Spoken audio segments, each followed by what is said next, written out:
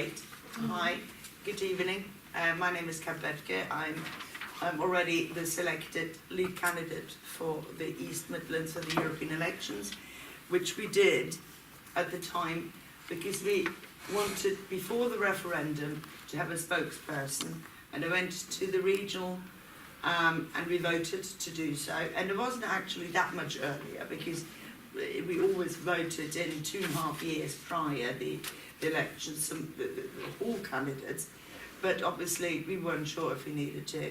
Other regions have done the same thing, so I've been selected, and now, which I've been saying for 3 years that I believe that it'll happen. I have been saying it. Most of us didn't believe you. I know, I was laughed at, but I said I think it'll happen, and it is happening.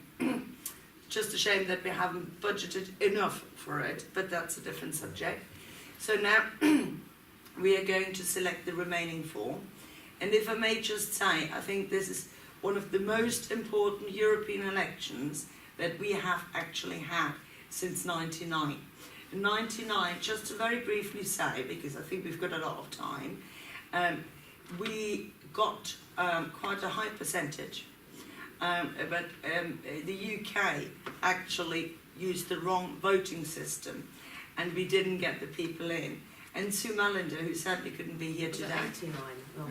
89, I apologise, yeah.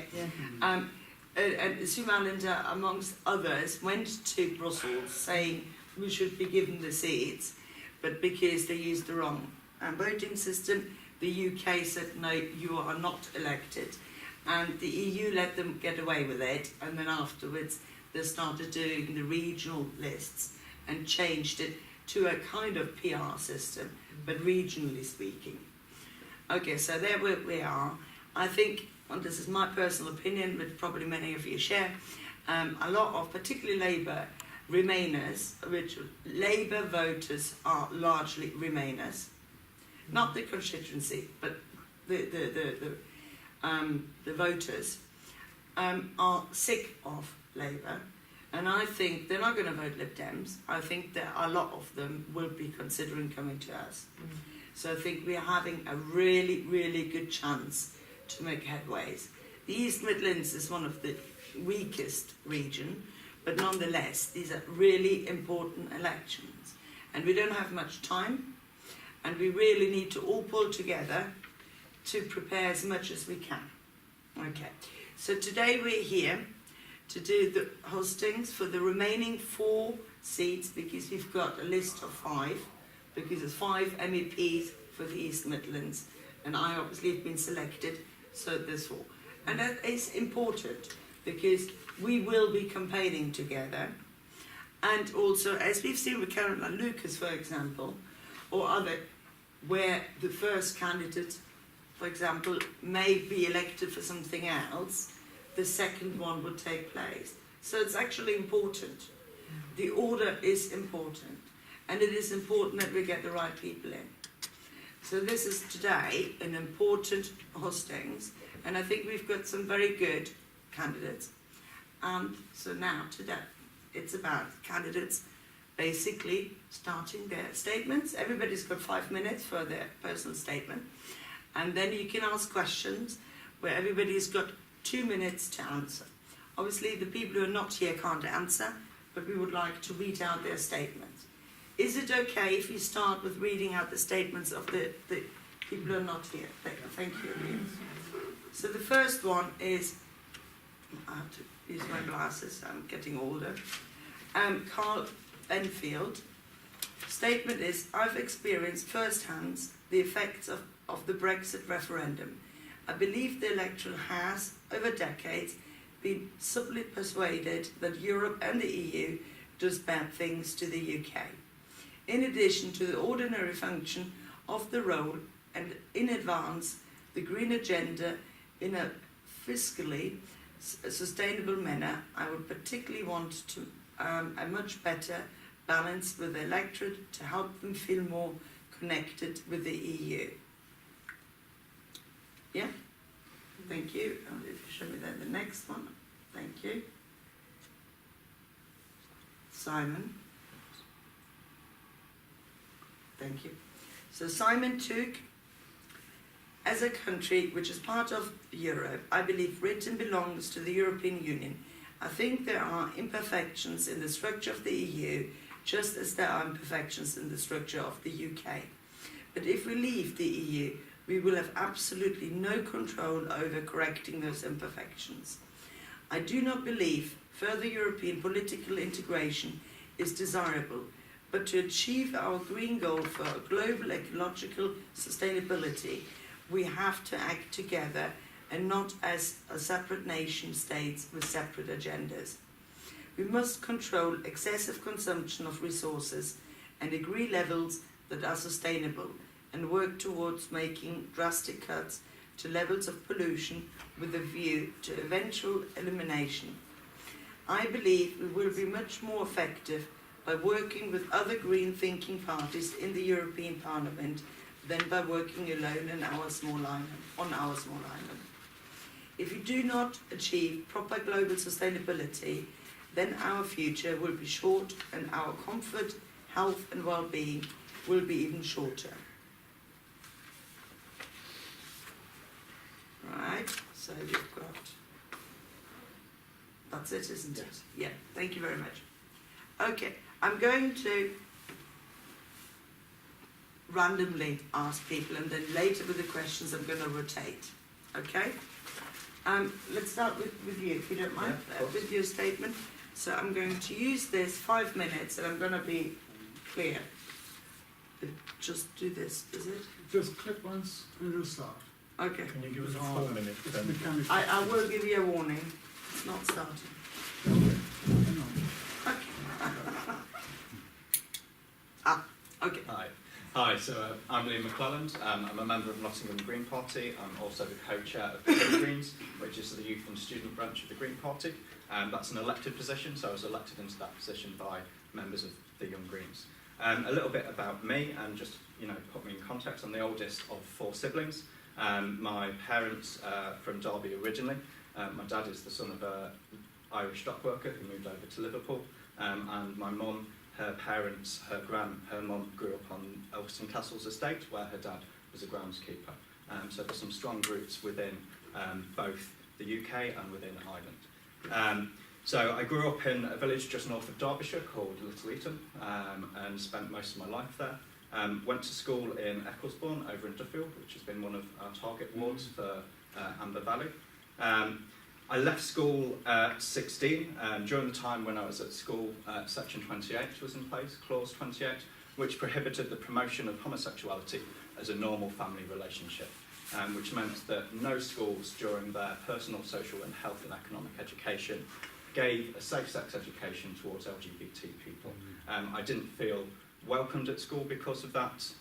There was a number of incidents with teachers, one specifically with the lifeguard of the pool, who sort of made a comment that he wouldn't have jumped in to rescue me if I'd started to drown, and made a comment towards the male students that they should watch their backs whilst I'm in the changing rooms. So that was the sort of atmosphere and that I grew up in with school. I tried college a few times and dropped out. I went to Burton College, which is where I set up the LGBT youth group there. There hadn't been an LGBT youth group at Burton College. Clause 28 had just been repealed in 2004, so 2006 it was still quite new. There was nothing within the national curriculum to promote LGBT issues, and I felt there was a huge gap in young people's sex education because nothing had been specifically designed to speak to LGBT people about safer sex. So with the local NHS and with Staffordshire Buddies, we arranged some safe sex education that was specifically geared towards LGBT people. And it's through there that I got involved in political activism, that statement that if you don't do politics, politics does you. I then I became a drug addict. There's no simple way to put that. And for about 10 to 15 years, that was my life. I moved around, and it eventually got worse. In 2013, at the height of my addiction, I contracted HIV. I moved back to my parents. I was living in London at the time. Moved back to my parents in Loughborough. And it took me a couple of years to come into recovery. I used 12-step recovery, and I'm celebrating 2 years this week of being in self-set recovery. 4 minutes, I'm sorry to be Not a insensitive. problem, no. I joined the Green Party in 2015. I've been a member of the Young Greens since 2017 when I found out about them existing. I've held a number of elected positions within the Green Party. If I get elected, I'd like to bring representation because I think that's the most important thing in politics, is to be able to have visible representation within our structures. Thank you, and that's well timed. And also thank you for sharing your personal story, which I appreciate. And again, it goes fast. All right. Yeah. That's it. Okay. Daniel, if you would like to put up. So this is speed speaking, isn't it? A few words about me, and then a few words about how we are going to win. That's the heading for that. I've been a member since the year dot. This is a historic document, ecology, and I'm on there. In Norwich, we went from nothing to when I went back to Norwich from Jersey, because I ended up living in Jersey, half to look after my parents and half they wanted me to have a proper job, and I went back to Norwich. And instead of running 3 jumble sales one after the other, which is what we did in one ward, so that people would get to know us and so we built up support, they were deciding which ward they would win next, which was rather a nice shock to be going back to that. And I was part of setting Norwich on the road to that. Norfolk was kind of it's huge, and I co-organised with 4 other people who I chose. We made a little steering committee and we started Norfolk Green Party with a launch meeting addressed by Jonathan Porritt, and that goes back a bit as well, and Professor Tim O'Riordan, who was, since I've seen, he's got more gongs than he had then, and they spoke to a hall so full you couldn't get in, and it was a big hall as well. There was about 300 people there, and on the back of that I think East Anglia did very well in the famous 1989 Euro elections, sensationally well. Then I went to Jersey. And as I said, about my parents and so on, and we went there also. We had 2 children at the time, and Jersey's a wonderful place to bring up kids. It really is. I ran Rural Enterprises, which is a horticultural project for people with learning difficulties. And the only thing I would pick up from that is that if you plant a French bean, it reaches the top of the polytunnel in a month, and in 2 months there's so much harvest. It takes 8 people 1.5 hours to pick all the beans every day, and that is how the Green Party will grow. Good image of. Then we set up a cycle hire business, which was a family business. Again, successful. We also did guided tours. I did guided tours in 3 languages, and my particular pleasure in that was when English people, particularly English people, would say, "I've never ridden a bike like that before," and we say, "Well, that's a good bike." And they even said, "Well, just give me the details and I'll go and buy one like that when I get back." And that's really, really moving for me. I entered the Parliament in Jersey after that and managed to sell the business eventually. And you can ask me about my experiences in Parliament because that's a long story. Now, how are we going to win? In marketing, there are some rules. One is across all platforms, same message. And I noticed we haven't got a free post leaflet, which is a real blow to me. That's a real shock. I don't know whether we can reverse that, but without that, it's going to be a really hard job. Repetition. 4 minutes. Yes, and 20% inspiration, 80% perspiration. You have to have the right slogan. You have to have the right message. Otherwise, you are wasting your time. My short message is vote for Europe, vote green. That's just a shot. And the 3 principles which we hold are fairness, greenness, and modernity.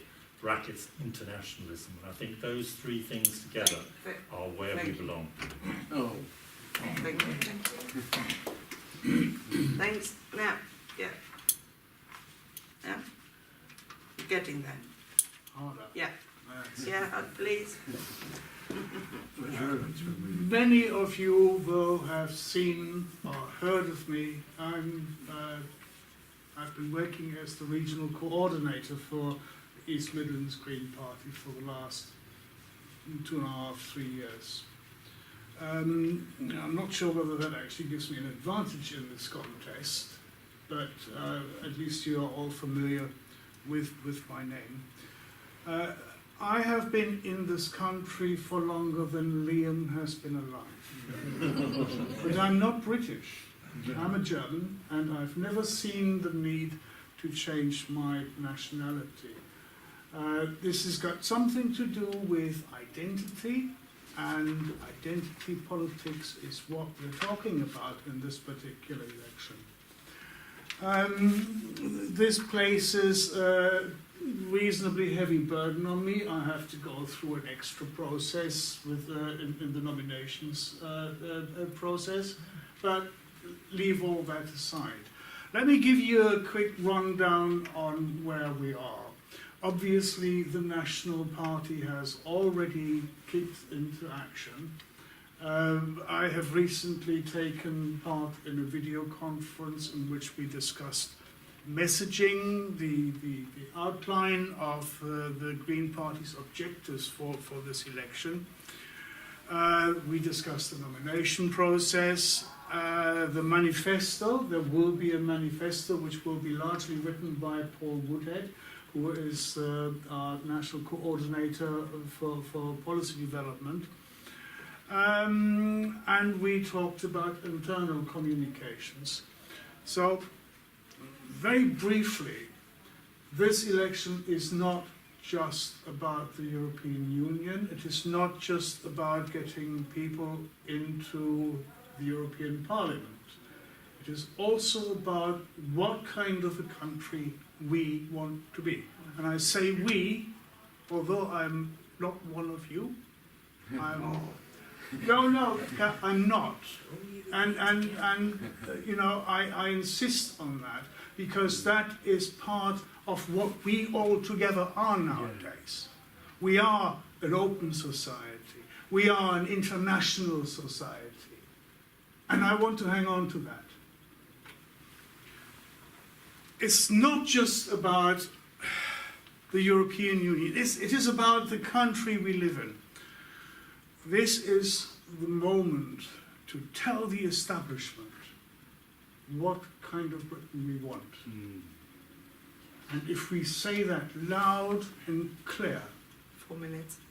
not just the Remainers will listen to us and I think agree with us. I think we can also swing a lot of levers who simply do not believe anymore that we can work together with Europe. Well, we know better. 4.5. All right, I won't take up my last half minute. I throw this open to all of you, and I hope for some interesting questions. Thank you. Well, you actually did do the 5 minutes at the end. But thanks, everyone. Thank you. I think all of these contributions were fantastic. So I open up for questions. What I do is... Can I just say, because of the way this is a rather haphazard recording, we are going to repeat the questions from the podium as we understand it. Okay. That's all right. So I'm going to be taking questions. I'm going to try to be gender balancing here. And then I will repeat the question. I will put it to the candidates in different orders. Okay? And everybody has 2 minutes to answer, or up to 2 minutes to answer. Okay. I open up to questions. About one each. You've got time for everyone to have one. I'll have one. I'm not very good at politics and stuff, I will admit that now. But I grew up when we turned 18 and we got to 19 and 20. I didn't know a single person that voted in my age bracket. Now I feel that more of the youth are going to be involved. It's the first time ever that the entirety of the youth know the state of the planet as it is and know the things that need changing. How would you, and also I think it's the first time that the distrust and inherent distrust in the political system is apparent, because they've been more involved in obviously the Brexit thing and the fact that they probably got their vote off what their mum and dad told them to do at the time, and now I've realised that's not the way. How do you feel that you would capture the youth vote and the younger? Thank you very much. I summarise. If I get it wrong, please correct me.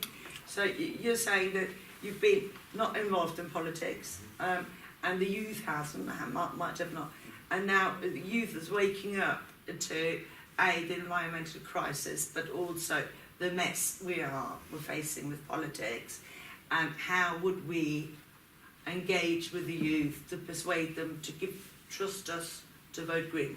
Is that a correct summary? Just there. Thank you. So, if I first put it to Daniel. Well, that's interesting. Trust, isn't it? And when I heard the no free post, oh, crikey. And then I wrote down to myself, well, make a virtue of it, you know. And the virtue of it is we can't afford, we are a party that doesn't have anyone saying, here's a shed load of money, because you're going to do what I say afterwards, or whatever the motive is. And that's why we can't afford a free post leaflet. Now, it's a huge handicap, you know, let's be quite open about it. But on the other hand, if we go on the stomp, and I'm imagining, if I'd had 10 minutes, 12 minutes, which is what I imagined, I was toying with starting, imagining you were in Lincoln and I was doing a stomp speech. But it's going to be social media, it's going to be a lot of work on social media, really, because that's what they're keyed into. Okay, thank you very much. So then I go with Gerhard and then Liam, and I rotate, as I said. Right, I have actually already captured some of the youth vote. I was one of the 224 signatories of a letter to the Guardian in which academics from around from up and down the country supported the youth strikes. And now I don't know whether any of them will remember me, and it doesn't matter, but that's my attitude.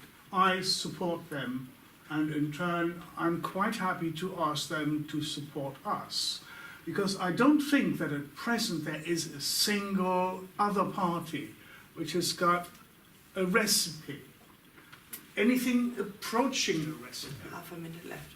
for solving the global crisis that we're approaching. I think we need to support young people. They're more likely to find a way out of this than we are. And we'll have to ask them what they want to do. Thank you. Liam? So I mentioned it in my introductory speak, and its representation. The more young people we have involved in front-facing positions within our party, the more young people will see that and identify that. We've got some fantastic young Green councillors. Majid, the Lord Mayor of Sheffield, has really engaged and empowered so many young people. It's about also bringing young people to the table and actually using our platform to raise their platform. And that's something that I've been really trying to do in my position of co-chair of the Young Greens, is, you know, during the youth strikes, going along to them, really encouraging young people from the crowds to come up, to take the mic and to speak their piece, and then to listen to what they're saying. The disenfranchisement happened because young people at universities were not allowed to vote in their university town. They had to go home. And young people can't afford to do that because we're one of the largest generations that are so underpaid and overworked that we don't have that extra income. Thank you.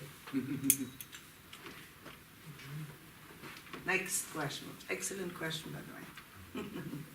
Can I just ask about the leaflet? This isn't really to anyone, but have we not got a leaflet for the Euros just because we haven't got the money, or because we haven't got enough time? If I may answer, and then Gerhard can reply to this. Yeah.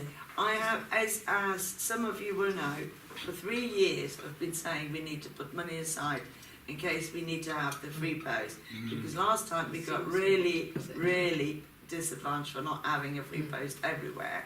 But we didn't collect the money. We only, ring-fenced for the deposit. There was a vote on the committee about the free post. I was opposed. I really wanted to have a free post. I think it's essential. I'm just hoping that the other parties are not going to get it quickly and time done as well. So it's not just a reflection on us, but on others. But that was the vote. But I mean, Gerhard can or others who are on the committee may be able to add to this. That's my opinion, and Yeah. and for mine. I can explain some of the background to this. We were asked whether we wanted to take part in a national free post, and I put it to the committee to either use a free post for constituencies in our region which voted to remain, two out of 46. And then I asked supplementary questions: do we want to use free post in constituencies which were 45% or were 40% voted to remain, and that would have gone up to, I think, 11 out of 46. Now, the cost of the free post to every household in the region would have been £15,000, and we simply do not have that sort of money. We should. Yeah? Yeah. Now, it's no use crying over spilt milk here. We have spent a lot of money, a lot of small sums, I should say, on our primary focus, and that is to get councillors onto local councils, onto principal authorities. Yeah?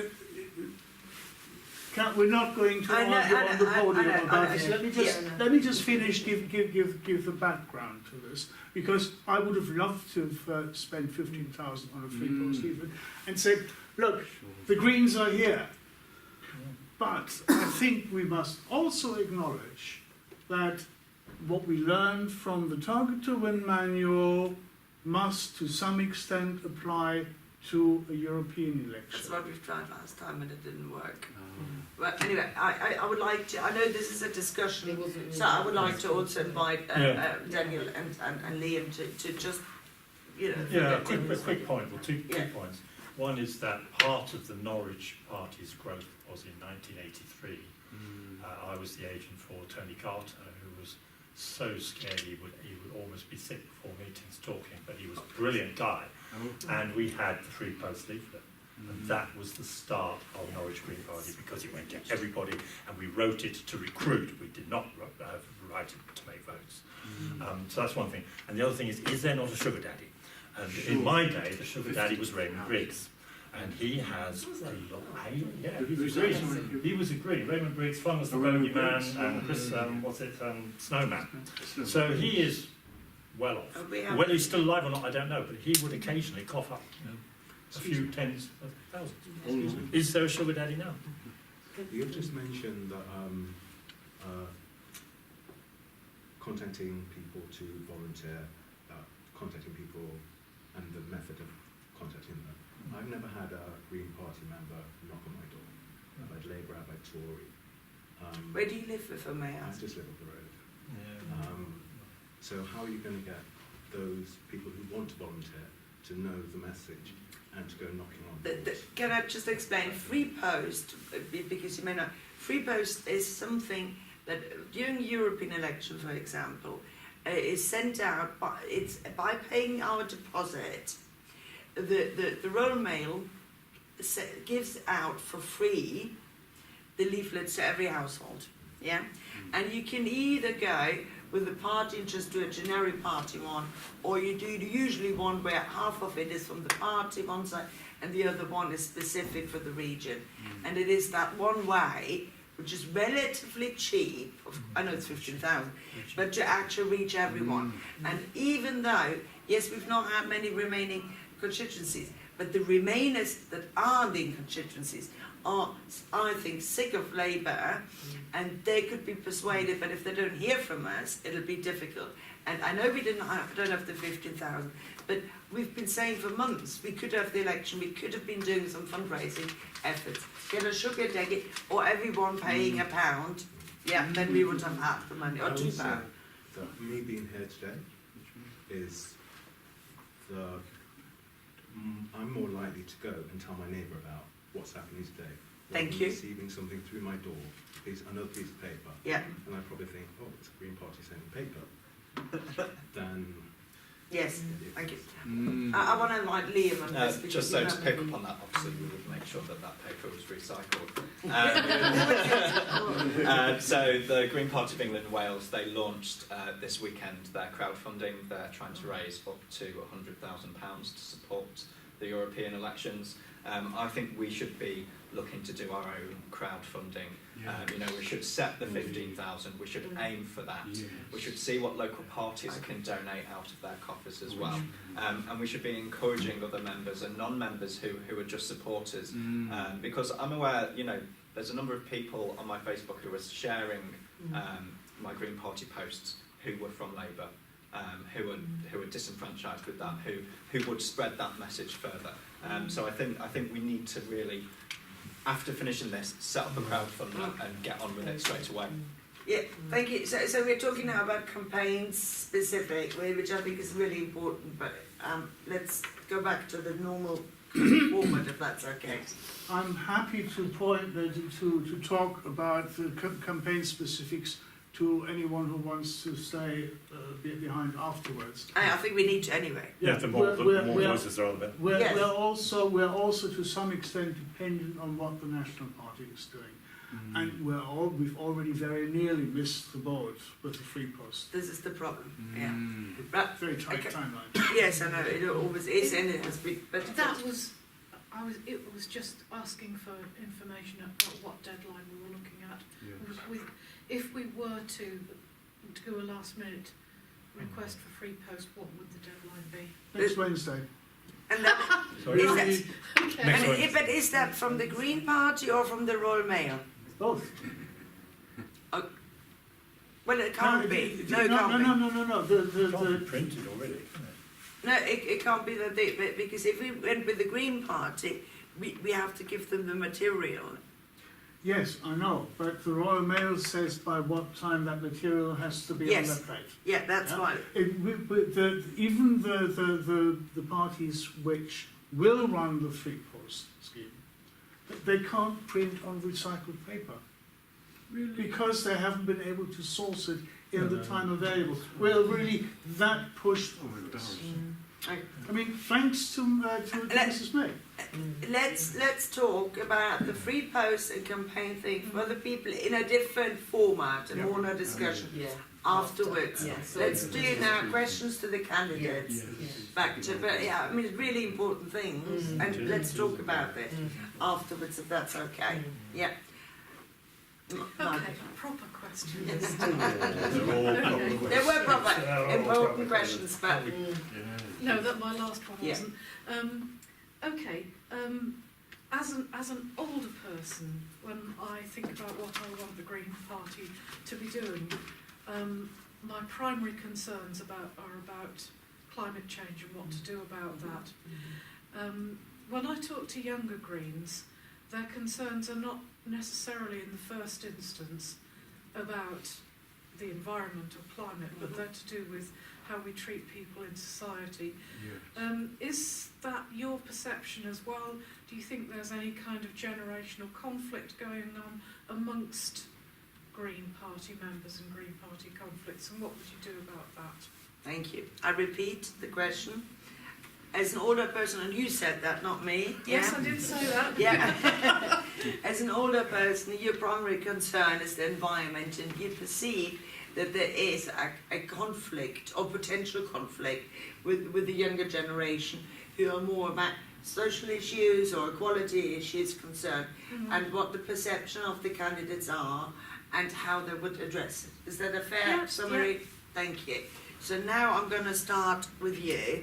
Thank you. We're basically talking identity politics. Yeah.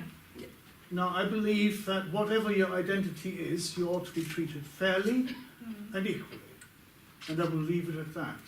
Because there is nothing more to be said, basically. I will support the Young Greens, the concerns they have about the treatment of LGBTQI, that community.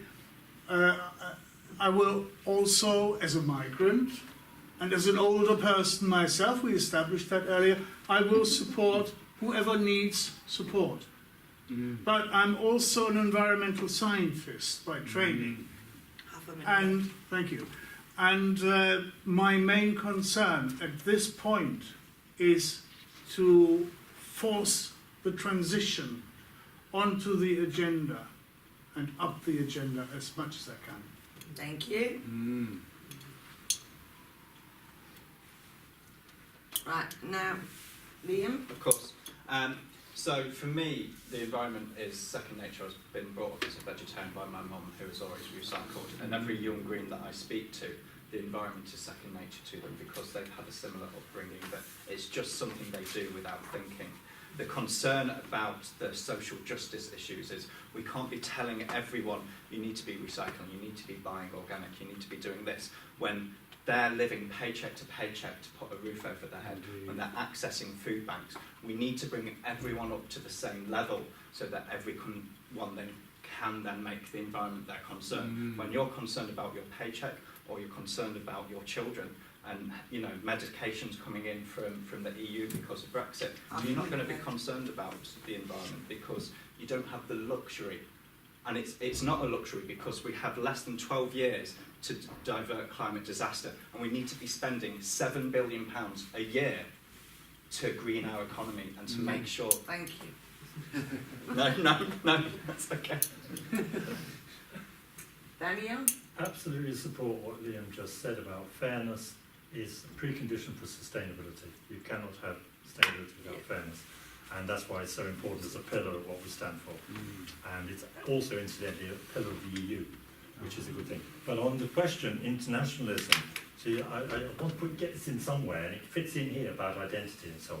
I've been thinking about this openness to other people. And I go in a bus in Sheffield, there's all sorts around me, and I see, say, someone talking Urdu to their baby in a pram, and I go, I don't know what language that is. And I'm sort of interested, and I'm okay with it, but I wouldn't say I welcome, in that sense. My children in a different place, completely different place. They're teachers, one of them's a teacher. I'm not happy if there aren't black children in the classroom in front of me. They're totally different. And I think we have to welcome the welcome. Thank you. We do welcome the welcome, and that's Thank you. part of the mix. I'm German, I'm very, very abroad. Can I suggest we add 1 minute to each of the because it's sort of gambling. Okay, that is, reasonably small audience. I think that's a fair enough suggestion. Is everybody happy with Yeah. that? Yeah, I'm happy to go with that. 2 minutes is generally what we do. And most But you've things. got one fewer person that Two. you have. Yeah, and the audience is not everyone packed. in the audience. Yeah, to be fair. Yeah, no, I agree. Okay. Next question. We just ended a minute Well, now. whilst there's a gap. Well, there's a gap. Can I just ask about sugar daddies? Has anyone actually... I mean, I'm talking about sugar. Yeah, I mean, getting large amounts of money in. When I'm on the train all the time going backwards and forwards, and also I'm between here, Chesterfield, Sheffield, all sorts of places. And I find that East Midlands has got a lot of green energy things, like going into Chesterfield you have big solar farms, going through Ironville you've got wind farms. Has anyone approached people that put them up to ask for support? Yes, we have. Oh right, and they've not given it. Well, we did it in 2014 when we had Yeah. far more time. Now we've got Yeah. 3 weeks. It's going to be Yeah. difficult. Well, surely that would be more desperate to ask for a big bit of Yes. money then.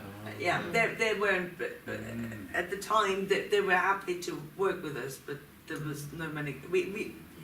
I could tell you exactly what happened, and it was very, very difficult to even get the committee to agree to ask businesses for money, even though they were green businesses. We had months of discussions about it because they said we don't want to get into any, capitalistic kind of thing. It was even visiting the leader was a controversial issue. We got some nice cosmetics out of it. We did, we were Yeah. They didn't give us a donation, but... Well, no, they were happy to, but anyway, long Yeah. stories. Yeah. We really now are strapped for time. Yeah. But again, this is a campaign where I think we need to spend at the end some time just to kind of brainstorming some ideas about campaigning, because there's obviously some good ideas here. But I'll just throw an idea in. Where do the others get their money from? Exactly. No, I'm just asking. I'm just saying, if that becomes a campaign theme, you know, when the guy who runs UKIP 1, yeah, the original UKIP, anyway, the ones that have gone to the far right, he was on Any Questions, and he said, I have already signed a cheque to print the leaflets, to print the free post for everyone in Britain. So, where did that money come from? well, So, you know, it's... so, I think you can be a little bit aggressive about this. is that an okay idea? Because we've got still an hour Yeah. and 50 minutes left, that we said that very least, depending on how many questions are coming, the last half hour, we kind of suspend campaign. this kind of thing and just kind of brainstorm and think also who wants to help out and could become part of a campaign team. Is that sensible? It's a good one. Yeah. Good word, Excellent. So returning to questions. When there was a question, and not to dismiss you.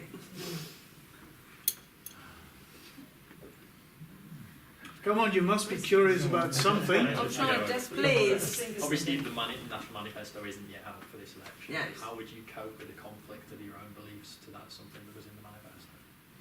Excellent. I think it's now your turn. Can you repeat that? I didn't. Oh yeah, I need to repeat it. How would people, candidates, manage if they have conflicting ideas to our policies or manifestos? Is that right? Yeah. Okay. So I start with you, Liam, this time. Thankfully, the policies that I've read so far of the Green Party, I've not had any conflicting issues with. The great thing within the Green Party is you can have your own opinions as long as you state that that is your opinion and it's not Green Party opinion. You know, the policy that brought me into the Green Party was the education policy. I read that and I saw what they wanted to do for an inclusive education. I've seen the mini manifestos that they've done, and as co-chair of the Young Greens, I've also had an opportunity to feed into the writing of this manifesto that is going to be coming out. So I can safely say that the stuff that is in there, I agree with because I have helped form it. So that's all I need. Okay, thank you. So that was actually not even 1.5 minutes, considering we've just extended it. Yeah. I think now it's you. Okay. Sorry, Dan. It's a very interesting question, and there's a note on our nomination form. You know, what happens with this question? You know, what do you do if you can't agree with something? And I've had enough of a look at. I looked at the 2014 manifesto, which is actually a huge shopping list. But after a general principles bit, agree with every word. You know, there's no problem. I've got a leaflet over there that I gave out yesterday in Sheffield when we were canvassing for the local elections, and it's got the 6 main points on it. Agree with every single one. You know, electoral fair votes, and you know, council listen to people, whatever it was. So those things, free education was one of them. So I don't think it would have to be quite detailed for me to go, I'm not sure about that. So I'm not sure, it's a bit of a cop-out, isn't it? Or if we all say, well, there aren't any conflicts, really. Yeah. I'll come back, I'll have my extra minute after when I've thought of the conflict. Sorry, but Chair's prerogative. it's not. The idea is that we rotate, Go on, that then. actually, and you're not given that if you're on TV or and other things. Would you like to continue now? You've got... Yeah, well, yeah. Sorry, So that was the European manifesto. I looked at like Liam's done, I've looked at short versions, like going back actually, you know, different ones. I've always thought, fantastic. And every time I read a Green Party manifesto, I just go, thank God there's someone saying all this and saying all of it, you know, not the bits that might be nice. You know, the Labour Party might say something good on nuclear power one day, 1 week, one person, but it's not consistent and it's not bolted into all the other things, like, you know, which we know. Thank you. And I'm sorry being hard, but it is... It's fine, no problem. Thank you. So, Gerhard? Thank you. I'm really quite hard pushed to identify a specific area where I don't agree with our policies. I will mention one thing though, and this is not directly to do with the Green Party of England and Wales, but with the German Greens, and we're part of a European family. They are working at present on a so-called interims report, Zwischenbericht. And in that, they mention that they will work for a United States of Europe, a federation of republics, of a federal republic of Europe. Now, I'm not entirely certain that that is the right way to go. But I'm like, there are policies in England that where I say, look, you know, so keep working on it, and I'll wait for the end result. Right now, I'm not entirely certain, but you know, we have to be tolerant to the interests of others, and I would certainly want to support others in developing their ideas.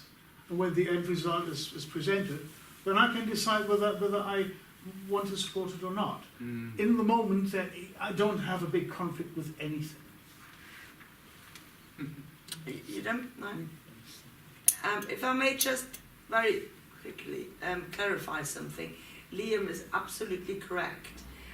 We have a very clear policy, or kind of whatever it is, that if you have a conflicting view, then you have to state so. And that's it. So the question is a good one, but we already have the framework for it. That's as clear. I mean, one thing I would like to say, and I hope you don't mind, is I think, for example, I disagree with having regional lists in the European Parliament. The Germans have got one long list, so they've got almost 100 MEPs. If you get 8%, you get 8 MEPs in. Whereby here, the British have the created region. I mean, Cornwall is an actual region. East Midlands wasn't. It was created, and the British have done it to make it the least democratic way as possible. So I think actual national lists would be good, and I would be happy to say so, but I would say the Green Party here actually supports regional lists. So that's yeah, just a little anecdote. I think we've got enough time for that. Yeah, Jim, please. Oh, and Margaret, did you have also a question? Yes, but that can wait. Okay, Jim. Yeah, you mentioned, you know, we're split into regions. Do you think there's a specific issue that voters in the East Midlands feel strongly about, which is a regional issue which you would wish to highlight in your campaign to win votes from people who don't normally vote Green? Thank you. So to summarise the question again for the camera's sake, the question is there any specific East Midlands themes or issues that cross the region and how we would manage it? And I think that was an excellent question, actually. I would like to answer it, but I'm not because I'm chairing. Now, who is now the next first one up now? I don't mind being the I first think one anyway. I think Dan. I think it is you actually. Okay. Please. Well, there are two things that occurred to me when I heard your question, and one was the former coal regions, you know, the coal fields, which are now gone, and I personally don't know how much role the EU had in supporting the transition away from coal. I know what Maggie Thatcher's view was, it was sod you. But whether the EU had any sort of role in that, I don't know. I'd like to know. I think we need to know as a campaigning group, because that would be very important if we could inform people that actually the EU made it less worse than it was. But I don't know. And the other issue that strikes me as being bang on the money for this region is agriculture. Because the whole of Lincolnshire, well, not whole of Lincolnshire, but a lot of Lincolnshire, Nottinghamshire, Derbyshire, you know, there's agriculture. Derbyshire's very different from Lincolnshire, obviously. So how does the cap impact on those two regions? Are the farmers and the people involved in agriculture happy with the way that works? Now, of course, with agriculture declining as an employer, you're targeting in a way fewer and fewer voters, but it's still significant. You know, it still matters whether Derbyshire as a whole is happy with the way the cap is operated and whether they would want it to evolve in different ways, and the same with all the other agricultural areas in the region. So those are the two issues I think I would flag up. Thank you. Then I think it's you. just for the record, we do have hills in Lincolnshire. Not many, but we do have hills. So we're not, we're not really that different. Agriculture is a big concern in our region. We have less of a problem with the so-called rust belts. That's more Yorkshire way, but we have a fair share because of the Nottinghamshire coalfield. And just to put this on record too, Thatcher wanted to destroy the trade unions because that was the primary aim of the Conservative Party from the mid-70s onwards. The EU, through their structural funds, has done what they can to soften the blow. And that is not widely appreciated in areas like, well, workshops, for example, the Nottingham field, wherever they say, oh, we've got to get rid of them. They have very little appreciation of what the EU has actually done for us. I would hesitate to point out any specific issue. I think we have to be open to answer all sorts here. But obviously, issues surrounding work and the environment, how we deal with pesticides, how we support our agriculture, what kind of agriculture we want to support, that's all on the table. Okay, thank you. So since we've now extended to 3 minutes, you're all a bit far less than just to Magic. so it's some reverse psychology going on. I'll see if fair I can so region-specific issues, I think one of the biggest ones is job security. Mansfield voted 70% to leave. You know, it's one of the highest within Nottingham. There's already been 4,000 jobs lost in Derby because of Brexit, and that's the 3rd highest in the UK, London and the South. I think there's a false belief that immigration has been a threat to jobs, and that's something that we really need to challenge as the Green Party. It's not immigrants that are keeping wages down, it's capitalism that's keeping wages down, it's businesses that are keeping wages down, and that's what we need to challenge and that's what we need to break. There's actually been over 218,000 jobs lost since the 25th of March 2019 due to Brexit. You can track them online. There's a chap who is recording every closure of a factory, every redundancy. That's a loss in 1.8 billion yearly income to national insurance and income tax to the government that we're seeing lost already. I think what we really need to be doing is to encourage small business growth, to encourage independent traders to set up their own businesses and truly support them to flourish. Ugly Bread Bakery in Nottingham recently had to close down and move because the landlord wanted to increase the rent from £15,000 a year to £50,000 a year. They went, no, not a chance. Like, how can you support your staff? How can you support growth if you're suddenly losing that amount of money? So we need to really challenge that. I think massively housing is something that is region specific. Young people can't get housing. We're renting. We've got insecurities in that rent. And then also council housing. People who born in the 80s and 90s still feel a loyalty to the Tories. I know from people I've worked with who bought their council house, they vote Tory because of that. Okay, lovely, thank you. Margaret, I think you had a question, but because you've already asked, can I just check if anybody hasn't asked a question yet, would like to contribute? No? Later. I'll think of something later. Okay, thank you. I'm listening intently, that's the thing. Then Margaret, please. Okay, so a train of thought was set in motion by the earlier question about what would you do if you had a view on a subject that differed from the official manifesto, and nearly everybody said, well, I can't think of one, but there are some. Yes. You know, there was at a previous Hustings a few years ago, Jim Norris was asked a question out of left field about voluntary euthanasia, and he said what he thought. He didn't actually know what the policy was, and it turned out his view was divergent. Now, one area that your views might diverge on is in the area of economics. I mean, there's the whole issue about what we want, you know, whether we want growth. But another area is I think it's variously referred to as basic income. And it's been tried in Norway, hasn't it? And it's been tried in Finland. Was it Finland? Yeah, also Canada somewhere. Yes, yeah. a few places. And so I thought, well, I'd just ask you all what you thought about that, or whether there was a better way.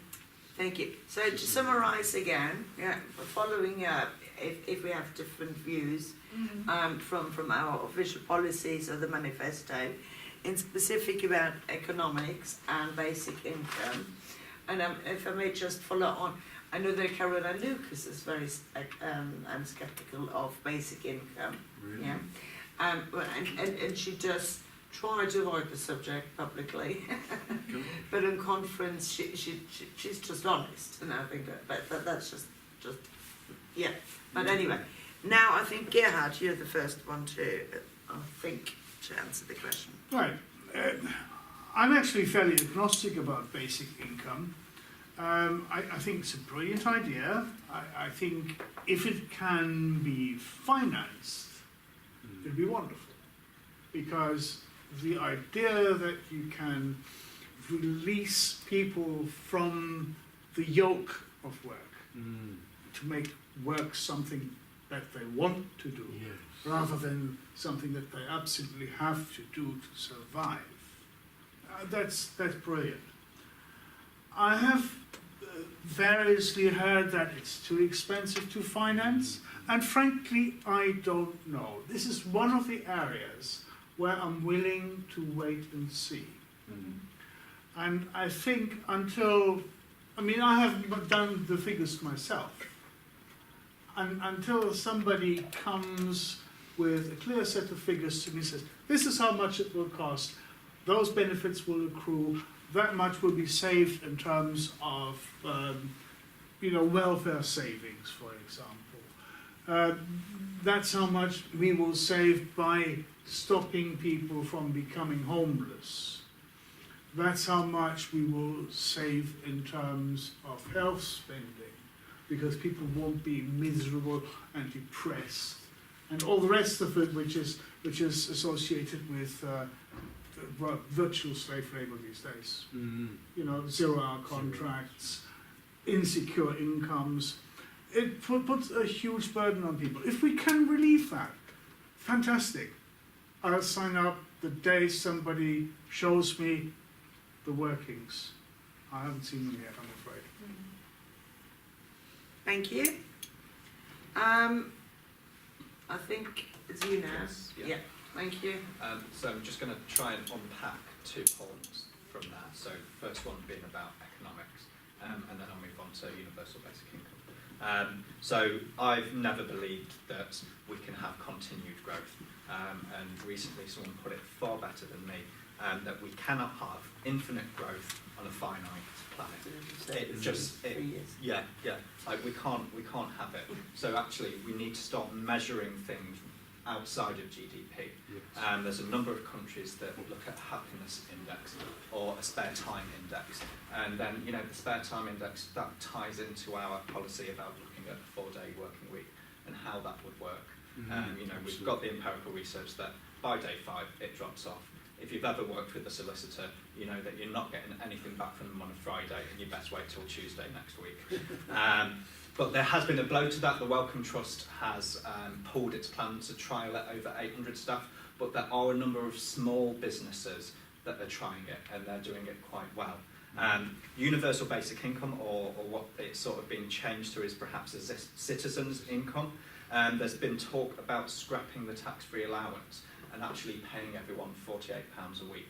So you've got that base, and then whatever you earn, you're then taxed from zero. But if you're not earning, you've still got that £48 a week, and then the additional benefits that come in. Again, it's something that I would really have to look into and read. Molly Scott Cato is our lead on sort of economics, and it's an area that I am teaching myself, autodidact. I like to learn things myself, so I've recently bought a book called Zombie Economics, which looks at the dead economic ideas walk among us, trickle-down economics, and donut economics, which isn't the economics of running a donut shop. It's about circular economies and how they support each other. So it's something I am prepared to learn about, and I'm actually actively trying to learn more about. I think a huge thing from working within HMRC for 18 months is there's a number of tax loopholes that get exploited, especially within inheritance tax. If you own land and that land is used for farming and it's got a dry stone wall, and you occasionally fix the dry stone wall, or you occasionally look over a flock, you are exempt from paying inheritance tax on that farmland. Thank you. Well, if I may say, my boyfriend is a farmer. I differ there with you on this one because they are really struggling to keep the farms going with paying inheritance. The difference between landowner and the He's worker, a isn't there? landowner. Yeah. Well, his father is. Yeah. Anyway, but we can differ. Yeah. Well, thank you. Dan. So, two things. Growth first. It's long been a concern of mine that growth is obviously nonsensical. My favourite quote is, anyone who says that we can have permanent economic growth on a finite planet is either a madman or an economist. A capitalist. No, an economist, or an economist, Economists definitely. And this quote is often from say somebody, I can capitalists. look it up on my computer. But anyway, and it's built into the EU. I think it's in the Treaty of Rome, but it's certainly in the documents. I've got loads of documents down there about the EU, and it comes up again and again and again. You know, in the latest 5-year strategic vision thingy in the European Council, that's the heads of government body, growth, almost the first word. So they're on this drug, and it's the wrong drug, and we have to measure not GDP, but welfare or happiness. And as has been said, there are countries doing this, continuing to do it. I asked a question in the Jersey Parliament. Is the Chief Minister doing anything about looking at welfare and happiness as an index and not GDP? And they were. Secretly, behind closed doors, they were looking at it, even in Jersey. And part of the reason is that Jersey's GDP was going down this plug hole at the time because of the squeeze on finance. So Jersey was losing GBA every year, and they were preparing by sneakily having a look at welfare instead, which was interesting. So that's really important that growth is replaced. And on the top of my list of when I am an MEP, it says fundamental replace GDP with measuring welfare and happiness. And the other thing about basic income, yes, it's liberating. I accept the general premise of that. And the other thing about basic income is I think that it's part of the solution to the problem of not enough work. So when I was in Norwich, I was unemployed for a long time, thanks to Maggie. There were 3 million unemployed people, I was one of them. And I went to a course being run by the industrial chaplains on unemployment, how to be unemployed, you know, what the pressures were, and how do you deal with it, and who do you go and see, and so on. The second course, I was one of the tutors. I gave a session on being unemployed and happy with it, because it frees you up to do all those things that you weren't doing before. And to try and undo people from the shackles of thinking, I'm unemployed, I'm not worth anything, to thinking, I'm unemployed, here's an opportunity, what can I do? So it was kind of turning it round. But basic income would ensure that that could happen. Thank you, Dan. Now you've got one. Yeah, you've got one. Hello, yes, please.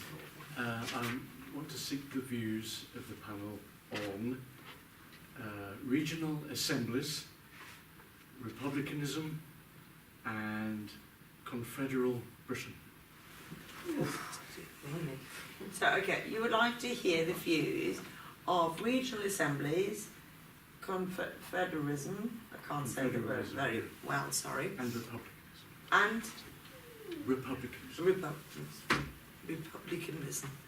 My migraine prevents me from speaking at the moment very well. Could I just clarify Yeah. regional assemblies and confederalism? Yes. Republicanism's fine with that. but those two specifically, because Right. what do you mean by that? Because I don't know. Okay. Elected regional assemblies. We did have unelected regional assemblies Yes. about 20 years ago, and they were abandoned. and including one for the East Midlands, and it was mainly based on trade organisations, Yeah. sort of. And I'm well in favour of elected regional assemblies, and the confederalism idea, and I'm about to publish a book eventually on the British Constitution and real democracy, which the idea of having the whole of the British Isles, as so called, as one unit and a confederation of republics. Like having states. Below Germany More or like the something. lander of Germany. Yeah. So a federal Yes. country. Okay. Is that clear for everyone now, the question? Yes, yeah. Okay. I think Dan, you start this time. Oh, sounds familiar. Sorry. I'm just trying to No, that's relate. fine, that's fine. Right, so yes, go. Another question about identity, isn't it? Yes. Regionalism. And for my money, I sort of have doubts about whether any of the regions' feeling amongst the population is strong enough to think, I am a West Country person, and I am a Yorkshireman. And I am a Yorkshireman, actually, just about, I can claim that. And I think Yorkshire is a case where you could argue that the feeling is strong enough. Yorkshire is Yorkshire, you know, there's all the jokes and all the rest of it. But there are accents, there are local feelings. Apparently Lincolnshire people call themselves, call themselves yellow bellies, yellow belly, yellow belly. And that's got a historical thing about the uniform that they used to wear in the army, and But is it strong enough to maintain an elected assembly? So I just had that doubt. And I guess you could go out and find out. With devolution. You could do a vox pop and find out whether people felt a loyalty to the Northwest, or whether it's just a thing on a map for the European election. Republicanism, I'm a sort of yes and no. I quite like the pageantry, you know. And on the other hand, the soapbox, not say the soap opera, non-stop soap opera, and the distraction from the real, what really matters. Kind of, so I'm kind of ambivalent, but I'm a bit old and I don't need to make up my mind to it, because it's not going to happen. Well, maybe it is actually. Who knows? Charles might do something dramatic. Confederal Britain, well, that depends on the regional assemblies, doesn't it? So if the regions become live, real things, I'm just not sure about it. You know, Lincolnshire poacher cheese is Lincolnshire poacher cheese, and it's made in Alford. And Buxton Blue is made in Buxton. And the EU protects them both. Fine. Sorry, I missed saying. But is that enough, you know, to base a regional identity on? I'm cheesed off about it. Thank you. Thank you. Thank you. I think it's Gerhard now. Is it? I think so. Okay. We all love this question, don't we? Yes. The regional assemblies first. That's, I think they're two very different issues. They should be treated separately. We have county councils. They work until they're underfunded. Yes. Like Nottinghamshire. Not Nottinghamshire, they're actually doing quite well. It's Northamptonshire which have gone bust. The regions, the counties, are badly underfunded. We know that.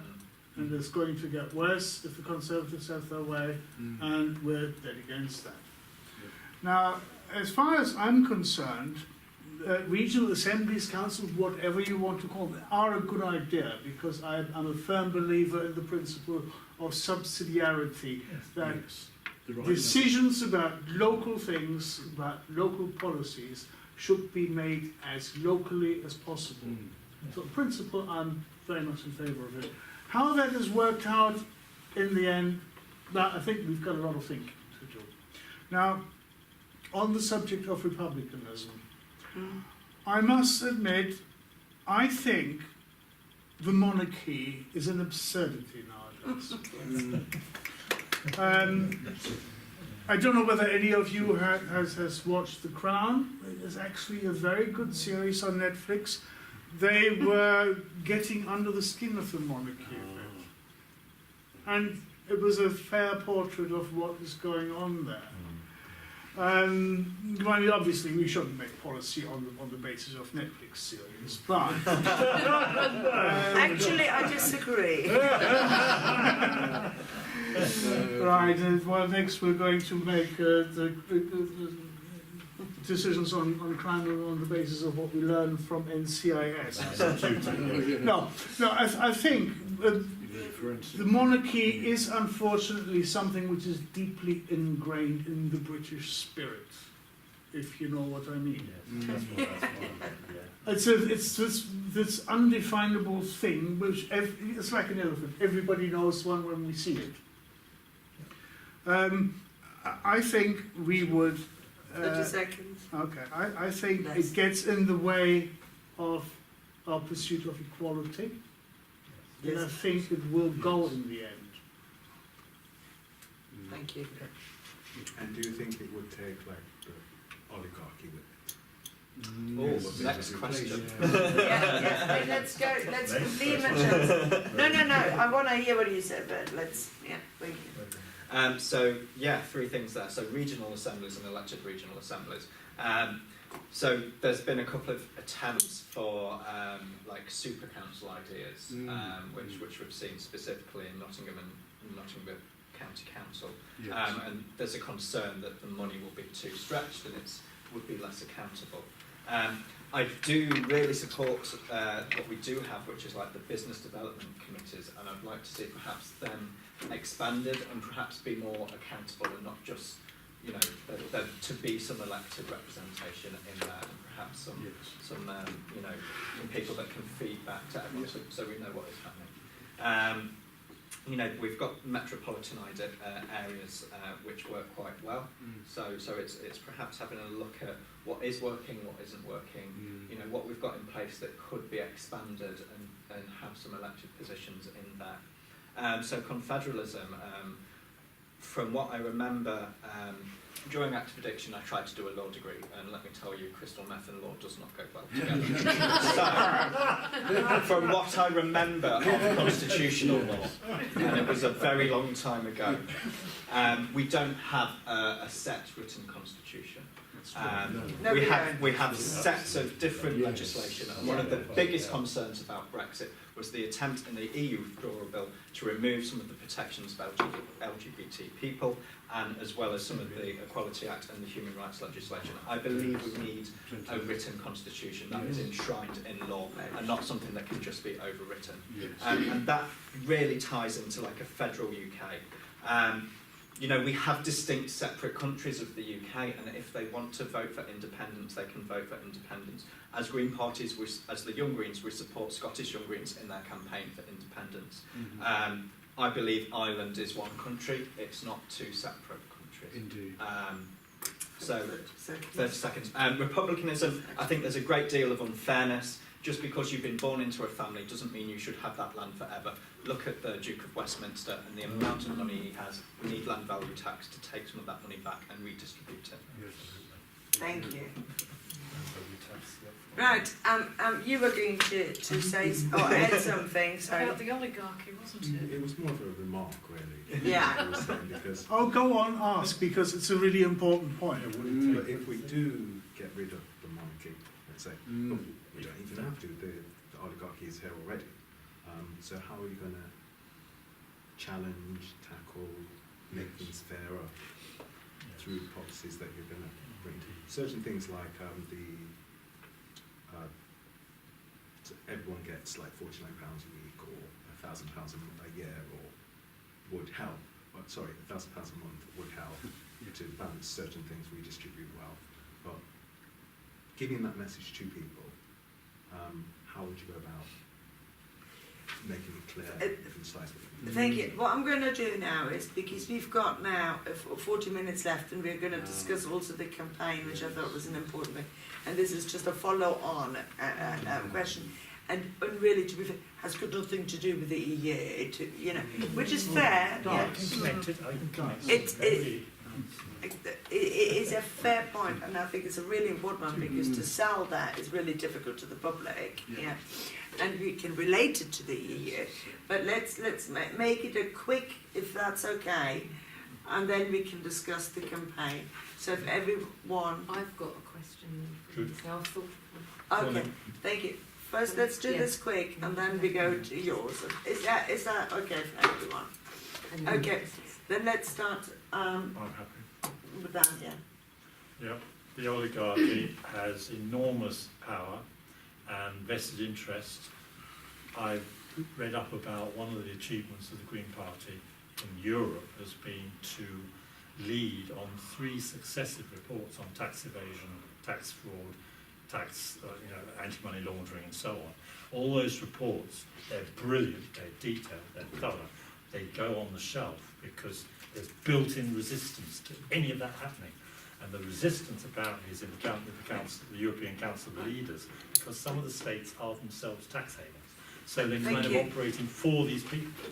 So it's very, very difficult. But the EU definitely is on the case, and the Greens within the EU more so. I may have misunderstood it, but anyway. But Okay. it's, Okay. Very, very briefly, I think the monarchy is part of the oligarchy. And I also think that one of the main reasons why people like Farage and Rees-Mogg and their paymasters are supporting Brexit is because we are the biggest tax haven in the world. There can't be any doubt about that. Our dependent territories, Cayman Islands and so on, And Jersey. Jersey. I know a fair bit about it. sorry, I'm just very aware that we have things. That's why, because it was a follow-on question. I wanted to have it reduced. So I hope that's okay. I'm going to go big. Nationalisation and removal of shareholders. Because that continued drive for profit is what causes that, and that continued drive for the shareholders rather than the actual service that is being put forward. Nationalisation of banks, nationalisation of public transport, nationalisation of energy companies. The oligarchy is linked to capitalism. Capitalism is linked to patriarchy and phallocratic societies. Absolutely. If we remove these structures, we have a feminist Europe. You know, this is something that would really challenge that, and it would make it a fairer community. Right. Thank you very much. Right. No. Okay, I have a climate change question. Ooh. We nipped into town yesterday morning to support the youths in their climate protests. There weren't as many of them because it was school holidays. But while we were there, an elderly man came round with a bag full of, he printed off an article by Gerhard Lohmann-Bond from The Guardian, and he printed some stuff off, put it all in an envelope, was handing them out to people.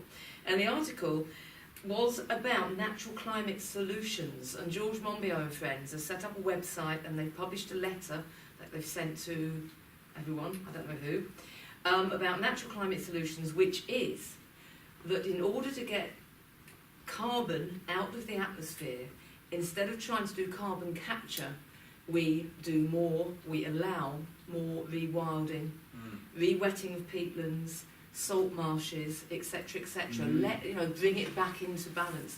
So my question is, what is your view of these ideas, and could this be the way forward? Should it be Green Party policy? Because I don't think it's actually in our policy at the moment. If I may summarise, and please correct me again for the camera's sake. So you went to the protest yesterday and you saw the article from Gerhard Lohmann-Bond saying that we should, rather than just fighting carbon emission, we should also outweigh it by actually planting more trees. Well, no. Sorry. No, it's not. Instead of trying to do carbon capture, instead of humans trying to get the carbon out of the air, we allow trees to naturally regenerate. Yes. Okay. So rewilding and allow nature. Allow nature to rebalance. To rebalance. Yes. Okay. Thank you. So Me first, I think. it's you. Yeah. Okay. And we go back to 3 minutes because we've made an except if that's okay. Yeah. I read that article myself online rather than having it I've printed read it out. online since. And it is a really interesting article. I'd like to know more about the science behind it, but specifically the rewilding stopping the industrial dredging of the oceans to allow the ocean Yes. bed Yeah. to reform, which would pull down huge amounts. I really like green cities. I think we've got so many buildings that we could have living walls put on, Yeah. and you know, we should be having it as a every planning permission. It needs to be carbon neutral. There needs to be greenery included in it. We're seeing a massive attack on nature. The amount of trees that are being cut down. Look at Sheffield, for example. My university campus has, under the guise of safety and taking the campus park back to how it looked, has chopped down so many mature trees that it's depressing. We're seeing nets put over trees and hedging to stop birds from nesting. Like it's not just about carbon and rewilding. There's actually an attack on nature itself by city councils at the moment, and we need to expand this discourse from just being, you know, the carbon to actually the attack on nature and what industrial farming is doing. You know, and it's also encouraging people to move to a plant-based diet, because that would reduce industrial agriculture and the amount of CO2 emissions that we see through industrial agriculture. Thank you very much. Dan, I think it's your turn now. Yep. Okay. A guy came to Jersey many years ago and talked to the Durrell people, the people who were behind the Zoom, and they had a business breakfast thing. He talked about eco-restoration, and he was running this project in Holland, which is now very big. And the idea is that the example is China. There's an area in China which is as big as Belgium. Chinese don't do things small. And there's a film, there's a film which shows the restoration of that eroded landscape, which was desert. It was like, you know, your average picture of Afghanistan or something. It was just desert, and so with hills as well. They terraced everything, they greened everything, and in 10 years they turned a desert into a completely restored landscape that was covered in green of different types, crops, forests, everything. And that is a principle that they then spread out, and the website is Common Land. If you go to Common Land, I think it's commonland.org, have a look, and they have worked it out to a T, the 4 principles of some land must be for wild, some for production, and some for habitation. And the stakeholders, they've worked all that out as well, so that there's no dominance by the funders and so on. The funders have to be at the beck and call of the stakeholders, and it's all very beautiful, but they don't have enough projects. I mean, they do have some projects, and each project is a miracle. I just wish they were bigger and they did more. But, you know, it's a question of funding, it's a question of time, it's a question of gathering together people who want to do it. Thank you very much. And finally, Gerhard. Right. This was a question asked by an ecologist. Yeah. Yes. So it's not you know where you stand on this, Oh yeah. and I absolutely stand side by side with you. I have been following rewilding efforts for several years. I want to see wolves brought back to the uplands. I want to see lynx reintroduced. I want to see the abandonment of grouse shooting, and I want the uplands to be a patchwork of standing forest and open fields. That'll leave some room for farming, but it will draw down carbon like nothing else on earth. I also support agroecology, because the integration of agricultural systems with a specific aim of drawing down carbon from the atmosphere is so much more likely to succeed than the techno-fixes that we're looking at. The carbon capture, I don't know, I've yet to see a single scheme that works in practice. Okay, thanks very much.